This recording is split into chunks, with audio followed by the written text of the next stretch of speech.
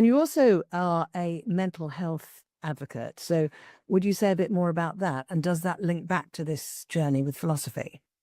Of course, yes. So, in terms of looking at it from that male mental health point of view, I find philosophy is a great way to explain certain concepts that might actually ring true, particularly if we look at that idea of what different forms of stoicism can be, because a lot of British men certainly might have looked at that point of view of emotionless, robotic. Being a stoic character is inherently some kind of strength, whereas if you explain that the actual philosophy of Stoicism is actually imparting the knowledge to be able to talk openly about how you're feeling, but still being able to regulate what you're feeling. It's logical, but it's also deeply emotional as well. I find from a male point of view, that is easier to kind of get that message across, or talking about other kinds of ideas is still important to say, look back at all of this wisdom from 2000 years ago. This is still very important even today, but it's important to try to find these ideas that will actually resonate with the particular audience. And I find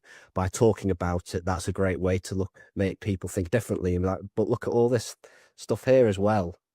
And that certainly leads into what I deem as stealth help, my genre, which is self-development is a huge genre. There's lots of stuff out there, but sometimes that might come across as preachy, whether well-intentioned or not. And certainly people can respond to that if that's what they need. But I find stealth help for me can incorporate other things. It's storytelling, mythology, pop culture. It's putting the reader in the headspace of the character on the page, which is how I approach the writing of the philosophers, to say these were real life characters who are living in the present moment where their thoughts are all over the place. They're dealing with chaotic and complex situations. So how are they applying what they were learning at the time in that moment? And that's the writing approach I took, to say, rather than these prescriptive ideas, let's look at these people in context in their moment, and the ideas will come out naturally through the way their stories are told. And if people think, huh, these ideas are interesting, now I want to actually go and investigate them myself, then